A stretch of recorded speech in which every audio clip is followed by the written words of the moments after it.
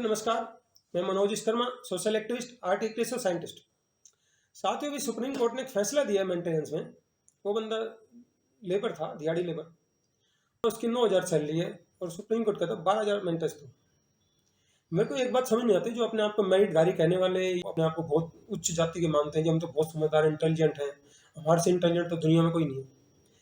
एक सिंपल सी बात है, मेंटेनेंस एक्ट में साफ लिखा है कि हस्बैंड हैविंग सफिशिएंट मींस, यानी उसका इनकम में से उसके खर्चे, कोर्ट का आने जाने खर्चा, उसका काम धंधे का, वकील का खर्चा, काम धंधा ठप हुआ उसका, वो दवाई, उसकी रिस्पॉन्सिबिलिटी उनका, उसके बाद मेंटेनेंस डिसाइड होता है। अब सोचो 9,000 कमाने वाला बंदा 12,000 मेंटेनेंस कैसे दे देगा?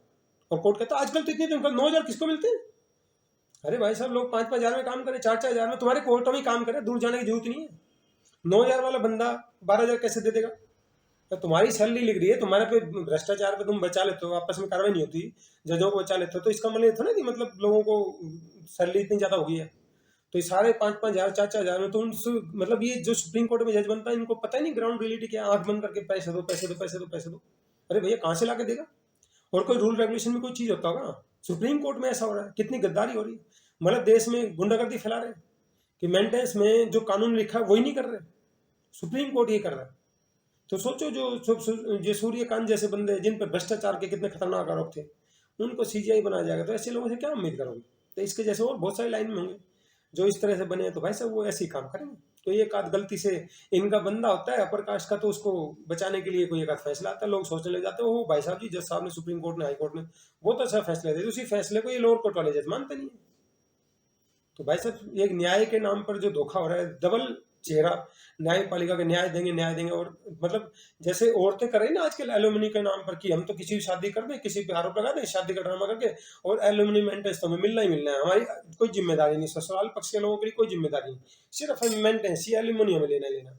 इसी तरह से न्यायपालिका करिए, हम तो तनख्वाह ले रहे हैं, हमारे में कोई अकाउंटेबिलिटी नहीं, और हम बिना एग्जाम दिए जज बनेंगे और खूब सारी ऐश करेंगे सरकारी खर्चे पे, लेकिन जिम्मेदारी हमारी, ओहो जिम्मेदारी की बात मत करो हमारे से।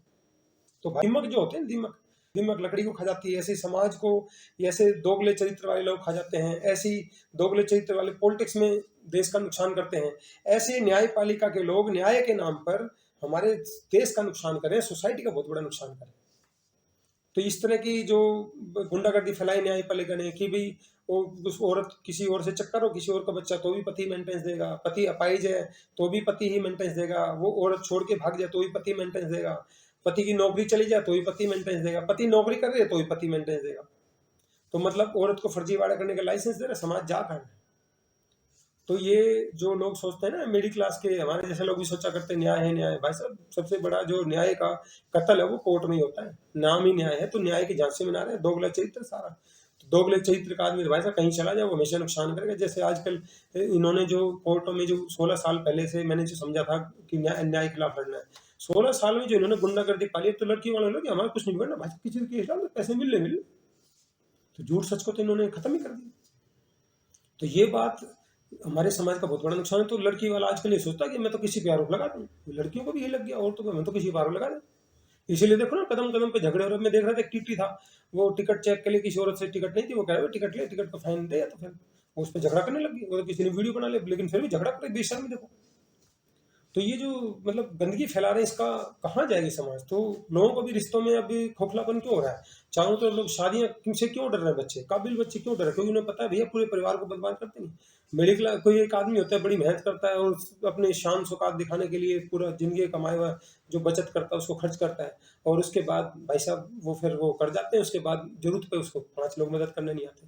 तो रिश्तों में भी आजकल दोगले चरित्र के लोग हैं, और खासतौर से खानदानी लोग हैं, वो तो ऐसे नहीं करते हैं। जो अच्छे लोग हैं, जो जो अपर कास्ट हैं, उनके लोग गद्दारी कम करते हैं, क्योंकि वो खानदान इज्जत के लिए जीते हैं।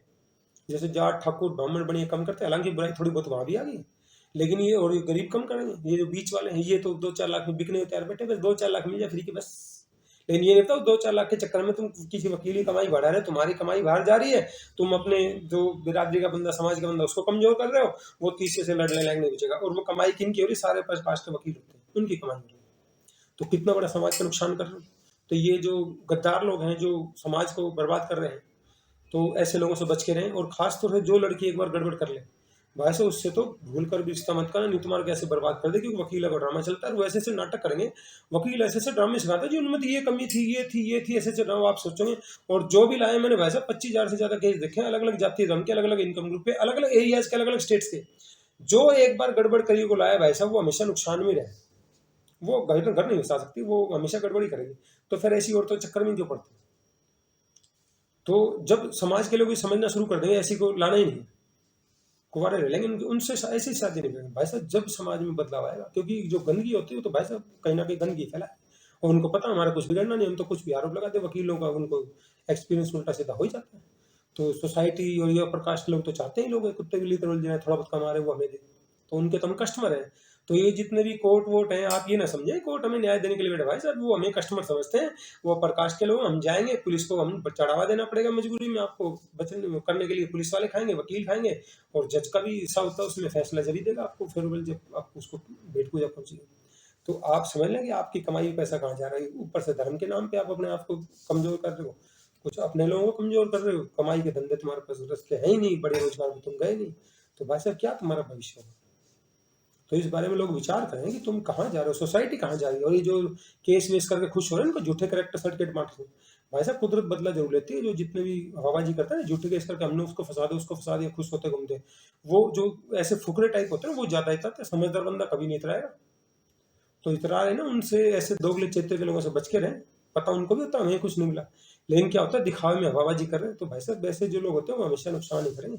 तो ऐसे जो लोग होते हैं समाज के लिए दिमाग की तरह होते हैं, तो ऐसे दोगले चरित्र वालों का सामाजिक बहिष्कार भी करना जरूरी है, उनका साथ भी ना दें और उनके घरों में रिश्ते ही ना करें।